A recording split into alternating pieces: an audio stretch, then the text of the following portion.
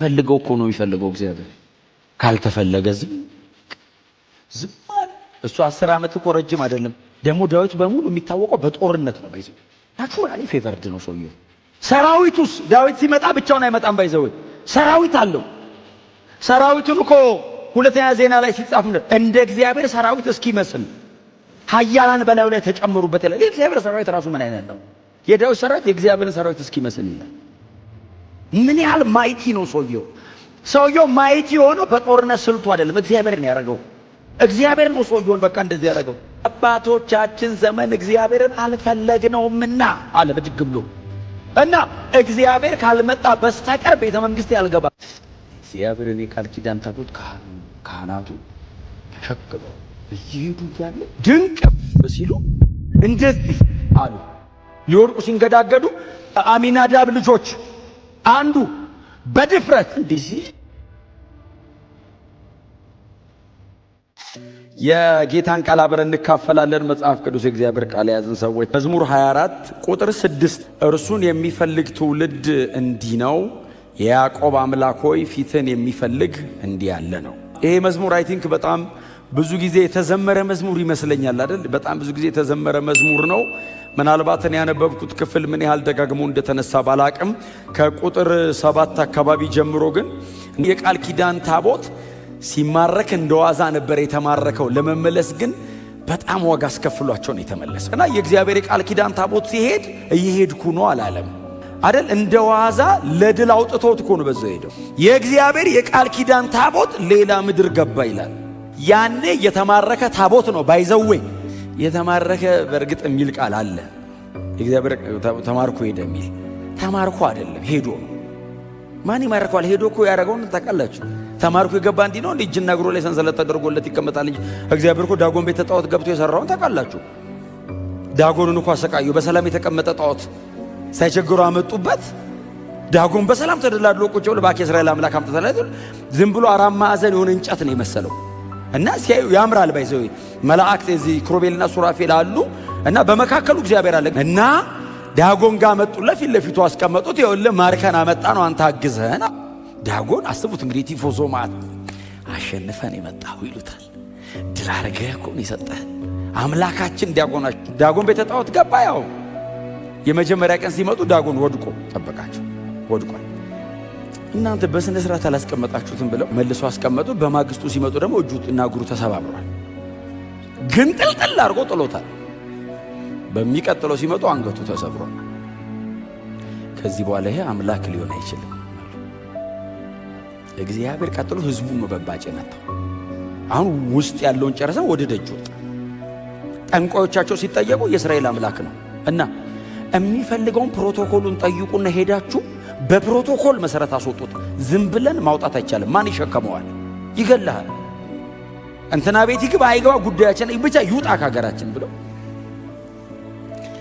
አሚናዳብ የሚባል ሰውዬ ቤት ተቀመጠ። በዚህ ሁሉ ዘመን ሳኦል ዘመነ መንግስት አልተፈለገም። እግዚአብሔር የት ነው ተብሎ አባቶቻችን ዘመን እግዚአብሔርን አልፈለግነውምና አለ ብድግ ብሎ እና እግዚአብሔር ካልመጣ በስተቀር ቤተ መንግስት ያልገባ የአባቶች አምላክ በሌለበት እንዴት አድርጌ ነው እስራኤልን የምመራው? እና እንፈልገው የት ነው ያለው? እግዚአብሔር እንዴት ደስ ይለዋል። እንፈልግ እግዚአብሔርን ሲባል አሁን እውነትን እኮ ምን ማለት ነው? አሁን በሌላ ቋንቋ አሁን እኛ እኮ ፈለገን የምናመጣው እግዚአብሔር የለም መሃላችን ነው ያለው።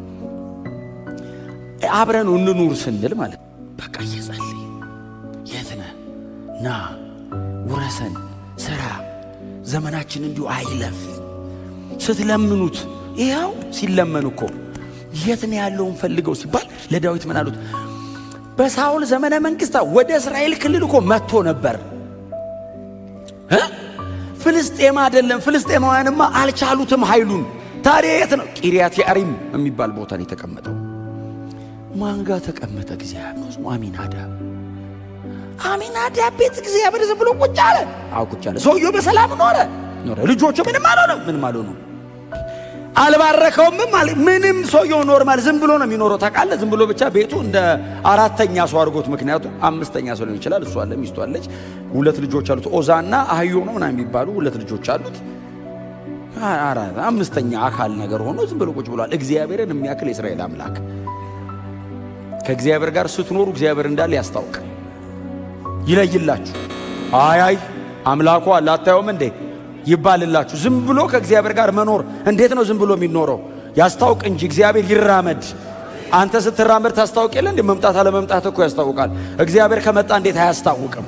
አንተ የረገጥክበት ቦታ የገባህበት ቦታ ጠረን ምልክት መታው ከቻልክ እግዚአብሔር ከመጣ መሬት መነቃነቅ አለበት። ጄኔሬሽኑን እግዚአብሔር ኢንፍሉዌንስ ማድረግ አለበት። ከእናንተ ጋር ሆኖ ትውልዳችሁን መጫን አለበት። ሲስተሙን ማነቃነቅ አለበት። የአገሪቱን ታሪክ እግዚአብሔር ዞር ማድረግ አለበት። እውነቴን ነው የምላችሁ፣ እግዚአብሔር በእኛ ዘመን ኢየሱስ ክርስቶስን ማድመቅ አለበት። በፍጹም ስለ ሌላ ጉዳይ አይደለም እያወራ ያለሁት፣ እኔ ስለ እግዚአብሔር መንግስት ነው እያወራ ያለሁት። ኢንፍሉዌንስ እግዚአብሔር ካለ አዎ ማስታወቅ። አሚናዳብ ቤት አዎ ምን ያህል ዓመት 10 ምናምን ዓመት ተቀምጧል። በይዘው 14 ዓመት ይመስለኛል ቁጭ ብሏል። ይኑር አይኑር ባይዘው አያስታውቅም። የሰሙ ሰዎች ናቸው ለዳዊት መጥቶ የነገሩት። ከዛ አሚናዳብ ቤት ሄደ። አሚናዳብን አገኘው ዳዊት። አንተ ጋር ነው ያለው እግዚአብሔር አለው። አዎ ይሄንን ዩኒቨርሳሊ ዓለምን የሚመራ አምላክ ጓዳ አስቀምጠ ደብቀ ቁጭ አርጋዋል። አዎ እንዲሰራ ምንም አላረከው። የሚፈራ አምላክ ተራራ ላይ ሲወርድ ተራራ እስከ ወገብ የሚያቃጥል አምላክ፣ ሲና ሊቋቋመው የማይችል አባቶቻችን እግራቸው የሚንቀጠቀጥ ሙሴ ልታየኝ አትችልም ተብሎ የተከለከለ አምላክ አሚናዳብ ቤት ገብቶ ቁጭ ብሎ የሚፈልገው እኮ ነው የሚፈልገው እግዚአብሔር። ካልተፈለገ ዝም አለ። እሱ 10 ዓመት እኮ ረጅም አይደለም ለእግዚአብሔር። እሱ የዘላለም አምላክ ነው። አልፈለጉኝም ብሎ አጥንቴ ነው የሚቀልጠው ነው አልፈለጉኝም ብሎ እግዚአብሔር ባይተዋሮ ነው በራሱ ሕዝብ ለመጸለይ በፊቱ አለመሆን፣ ለቅዱስ ቃሉ ታማኝ አለመሆን፣ በትሕትናና በመዋረድ በፊቱ አለመሆን እኮ አለመፈለግ እኮ ነው። ተጋ በፊቱ ካልመጣ ራሱን ካላዋረደ በመፍራትና በመንቀጥቀጥ በእግዚአብሔር ፊት ካልተዋረደ እኮ አልፈለገውም። ምክንያቱም እግዚአብሔር በትዕቢት አይፈለግም። እግዚአብሔር በእኔ ክብር አይፈለግም። እግዚአብሔርን በመዋረድ ነው የምፈልገው፣ በትሕትና ነው የምፈልገው፣ ዝቅ ብዬ ነው የምፈልገው። ያኔ እኔ ዝቅ ስል ይራመድልኛል፣ ይመጣል፣ ፈልገኛል ይላል። አዎ እኔ ደግሞ ተረኛ ነኝ አንተ ሕይወት ላይ ይላል። ከዛ ዳዊት እንደዛ አሉ። በቃ እኔ ንጉሥ ነኝ አሉ ለአሚናዳብ። አዎ የእስራኤል ንጉሥ። ለዛውም ዳዊት ማለት ኖርማል ንጉሥ እንዳይመስልህ የሚፈራ ነው። ስሙ ራሱ ዝነኛ የሆነው ጎልያድን ጥሎ ነው። ደግሞ ዳዊት በሙሉ የሚታወቀው በጦርነት ነው። ባይዘው ጦርነት ላይ ዳዊትን አትችለውም። እድሜውን ሁሉ ሲዋጋ ነው የኖረው እና ሲመጣ ናቹራሊ ፌቨርድ ነው ሰውየው። ዙሪያውስ የጋሻ ጃግሬው ኢዮአብ አለ። ባይዘው አብሮት ኢዮአብ ማለት ጸብጸብ ይሏል እንዲሁ። ባይዘው የገዛ ልጁ አቤሴሎምን እኮ የገደለ እኮ ነው እኮ ኢዮአብ ማለት። ለንጉሱ የማይመለስ ሰውዬ ነው እንኳን ለአሚናዳብ እና ንጉሥ አንተ ዝም ብለህ ነው እግዚአብሔርን ቁጭ ያረከው ሲለው እንዴት ዝም ብለህ ቁጭ ታደርገዋለህ ሊል ይችላል። ኢዮአብ ከኋላ ባይዘው እምትን ሊልህ ማለት ነው። ለእግዚአብሔር የቀና መስሎ ፍላጎቱን የሚያደርግ አይነት ነው። ቀጥሎስ 3ቱ ኃያላን አሉ። የዳዊት 3ቱ ኃያላን ማለት በፐርሰናል ፕሮፋይል ከዳዊት ይበልጣሉ። እግዚአብሔር ዳዊትን ንጉሥ ስላረገው ኦርደር ግዴታ ስለሆነ ዳዊት ስር ገቡ እንጂ በግል ብታወጧቸው ዮርዳኖስ እስከ አፍንጫው ድረስ ሞልቶ አንዱ ሮጦ አለፈው ይላል። እስራኤል እኮ ለመሻገር እስኪከፈል እኮ ቆመዋል። ሰውየው በላዩ ላይ ምንድነው እግሩ? አንተ መጽሐፍ ቅዱስ አንደኛውስ ወደ ጉድጓድ ገባ፣ አንበሳ ማገኘ፣ ገሎት ወጣ ይላል። ዳዊት እኮ እኔ አንበሳ ገድያለሁ ብሎ ኮርቷል። ይሄኛውስ ገብቶ ድንገት ነው ያገኘው አንበሳውን መጥቶ ገሎት። ምንድነው የሚሰራው እዚህ? ወጥተው ታሪክ አያወሩ። በእኔ አንዱ ሜዳ ይላል። ስንት ሜትር ነው? በጣም እንዲህ የጎልያድ አይነት ረጅም ግብፃዊ ያገኘ ይላል። በእጁ ምንም አልነበረም፣ ገደለው ይላል። ሰዎቹ እኮ ሰው አይደሉም፣ አብረውት ናቸው። ሰራዊቱስ ዳዊት ሲመጣ ብቻውን አይመጣም። ባይዘው ሰራዊት አለው። ሰራዊቱን እኮ ሁለተኛ ዜና ላይ ሲጻፍ እንደ እግዚአብሔር ሰራዊት እስኪመስል ኃያላን በላዩ ላይ ተጨመሩበት ይላል። የእግዚአብሔር ሰራዊት ራሱ ምን አይነት ነው? የዳዊት ሰራዊት የእግዚአብሔርን ሰራዊት እስኪመስል ይላል። ምን ያህል ማይቲ ነው ሰውየው። ሰውየው ማይቲ የሆነው በጦርነት ስልቱ አይደለም፣ እግዚአብሔር ነው ያደረገው። እግዚአብሔር ነው ሰውየውን በቃ እንደዚህ ያደረገው።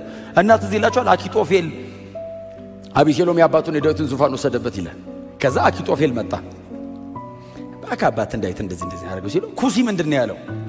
አባት ዳዊት አለው አዎ እንደ ምድረ በዳ ሚዳቋ ነው አለው። ተኝቶ አያድርም ታውቃለህ? ለጸባዩና ታቀም ተራራ ለተራራ ሲሮጥ ነው የሚያድረው። እና ዝም ብሎ የሰውዬ በሚመክር ምክር እንዳትሄድ ይገላሃል። እና አራ አባት አለው። ስለ ዳዊት ከተወራ ስለ ጦርነቱ ነው፣ ስለ ስልቱ ነው፣ ስለ ብቃቱና እግዚአብሔር ስለሰጠው ሞገስ። ድል እግዚአብሔር ነው የሚሰጠው። እና ዳዊት በድል ከተሞላ በኋላ ነው ባይዘው በዙሪያው ያሉ ጠላቶቹን በሙሉ እግዚአብሔር ድል አድርጎለት አሳረፈው ይላል።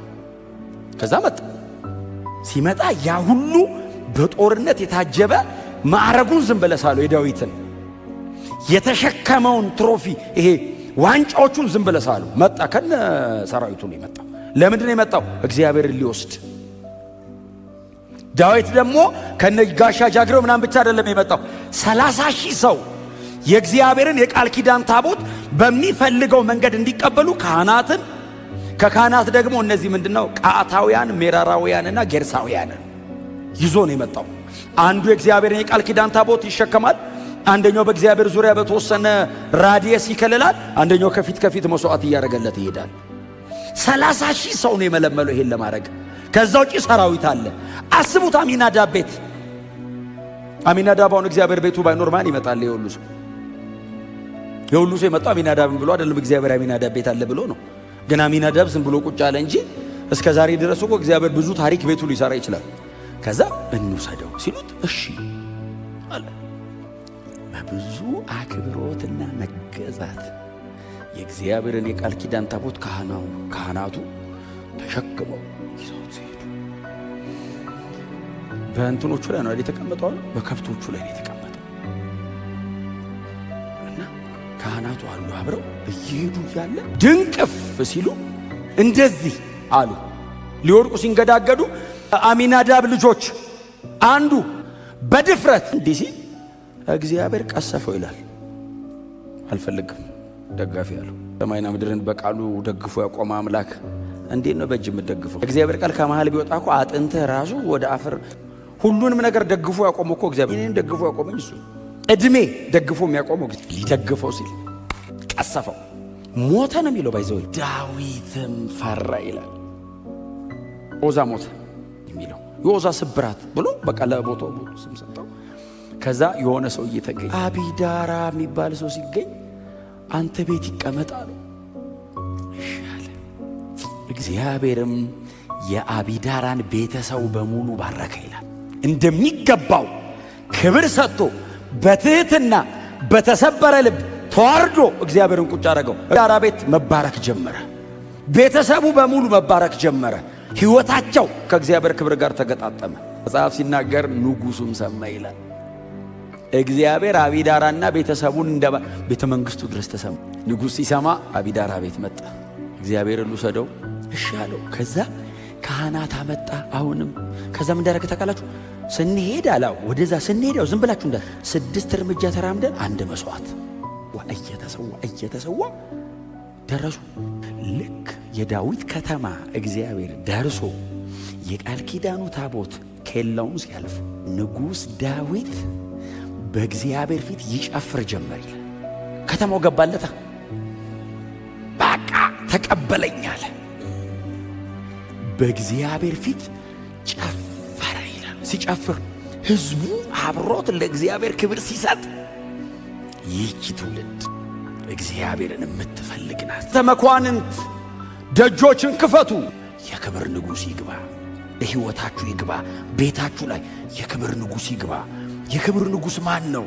የጭፍሮች አምላክ እግዚአብሔር የክብር ንጉሥ ነው። እዛ 2 ሳሙኤል ምዕራፍ 7 እዚህ ይላችኋል። ነቢዩ ናታን መጣ ወደ ዳዊት ተንበረከከ። እግዚአብሔርም በናታን በኩል ለዳዊት ተናገረው፣ ከበግረኝነት ያመጣሁ እኔ ነኝ። ዳዊትም መሬት ላይ ለጥ ብሎ እኔ ማን ነኝ? ቤቴስ ምንድን ነው? እግዚአብሔር ለዳዊት እንደዚህ ያለው አንተም ብቻ አይደለም የልጅ ልጆች በዙፋን ላይ ይቀጥላሉ። ማን ነኝ እኔ? ኃጢአተኛ እኮ ነው ዳዊት። በጣም በደለኛ እኮ ነው። የሚሰራው አመጽ እኮ አመጽ አይደለም፣ ግን ልቡስ ይሞታል። እግዚአብሔር እግር ስር ይላችኋል። እግዚአብሔር መጥቶ በምን ልቅጣህ አለው። ፈለግከውን አድርገኝ አንተ እጅ ላይ ለወዳጅም ለጠላቴም እንዳሰጠኛል። ማንም አይንካኝ። አይኑን የቃል ኪዳን ታቦቱ ላይ አረገ። ክብሩን ጥሎ እግዚአብሔር ዙፋን ፊት እየተዋረደ ሲያመሰግን ዳዊት ወደ ቤቱ ሲገባ ቀስ ብላ ነው የነገረችው።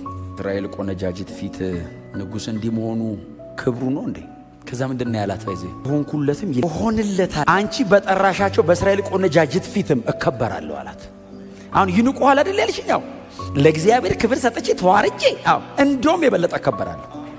አሁን እግዚአብሔርን ብሎ መዋረድ ክብር ነው። እግዚአብሔርን ብሎ መሰደብ ክብር ነው። ዘንድሮ እኮ ዘመኑ የወንጌል ስለሆነ ነው ኢየሱስ ብላችሁ የምትሳሙት። ኢየሱስ ብላችሁ ዘመኑ እኮ ነው። አሁን እኮ ጊዜው ነው። ባይዘ አሁን እግዚአብሔር ወንጌል እንዲሰበክለት የፈለገበት ሰዓት ስለሆነ ነው። በቃ ምንም ብትሰብኩ አሁን እኮ ኢየሱስ ስትሉ እኮ ነው አይደል? አሁን ጥልቅልቅ የሚያደርገው አገሩ ሌላ ነገር ብታወራው ማን ይሰማቸዋል? ኢየሱስ ስትሉ ለምንድን ነው አሁን? ድሮ ማስገደያ፣ ዘንድሮ ማሸለሚያ ከሆኑ እኮ አይደለም። መልእክቱ እኮ እንደዚህ ነው። ዘንድሮም እኮ ማስገደያ ነው። ለምንድን ነው የማይገሉን? እንቅ እያደረጉ ስለማይችሉ ብቻ አይደለም። እግዚአብሔር ወንጌል ለሁሉ ተነግሮለት ቶሎ ልጁን ለመላክ ስለፈለገ አሁን አይ እፍን ካደረጉ እንዴት ብለህ ታወራለህ? ቶሎስ ኢየሱስ እንዴት ይመጣል? ስለዚህ አፋኙን ያዝ አርጎ አውራ ነው። አሁን አያችሁ ስለ ኢየሱስ እንድናወራ የተሰጠንን እድል ሌላ ነገር ያወራንበት ቀን፣ የዛን ቀን ከባድ። እግዚአብሔር እድል የሰጠን ስለ ልጁ እንድናወራ ነው። ጆሮ በነፃነት ኢየሱስ እያልክ ሰው እንቅ አርጎ ማይገል እንድታወራለት ፈልጎ ነው።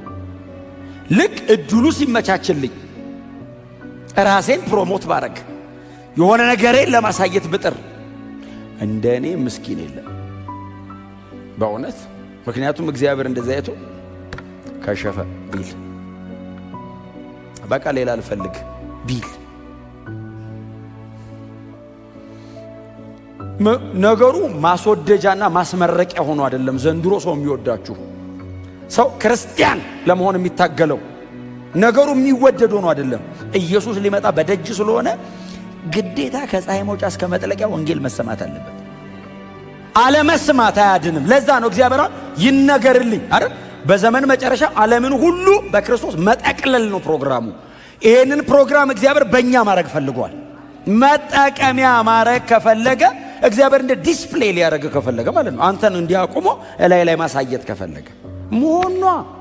እስቲ አሜን በሏ። በጣም ጥበበኛ ሁኑ። በእውነት ዝም ብላችሁ አትኑሩ። ሰው ሁሉ እየተሰበሰበ ተሳክቶልሃል እያለ እንዳትሞት። እግዚአብሔር ተሳክቶልሃል ነው ማለት ያለበት። እግዚአብሔር ደግሞ ተሳክቶልሃል የሚል ልጁን በአንተ ሁኔታ ካየና ካሳየ ብቻ። ይሄ ቸርች ነው። ከዚህ ውጭ ሌላ ነገር ልነግራችሁ አልችልም። ስኬትን በምንድን ነው የምትመዝነው ጥላውን ካላችሁ፣ ኢየሱስን በእኔ ላይ አይቼዋለሁ አላየሁትም። እግዚአብሔር ልጁን ኢየሱስ ክርስቶስን በትውልድ መካከል በእናንተ ገልጧል አልገለጠም? ተሳክቶልናል የምንለው እናንተ ላይ ኢየሱስ ሲታይ እንደ አገልጋይ ተሳክቶልኛል እላለሁ። እግዚአብሔርም በዚህ ትውልድ ተሳካልኝ የሚለው ልጄን አሳይተውልኛል ካለ ነው። አሜን ነው። የአባቶቻችን ክብራቸው እግዚአብሔር ነው። ሲዋረዱ እግዚአብሔር ከከበረ እንዴ ነው የሚሉት። ከዚህም በላይ ገና አላት። አንቺ ልብሴ መገላለጡና ርቃኔን መሆኔን ቆዳ ቢላጥ እልጣለሁ አለ። ልብስ ማውለቅ እንዳይመስልሻል። እግዚአብሔር ከከበረው ምንም ማድረግለታለሁ ገና አላት። መቾንኩ እግዚአብሔር ሲመጣ ገና እንዲች እድሜን ሁሉ ገና እዋረድለታለሁ አላት። እግዚአብሔር እዚህ እንዲኖረው እኔ ዝቅ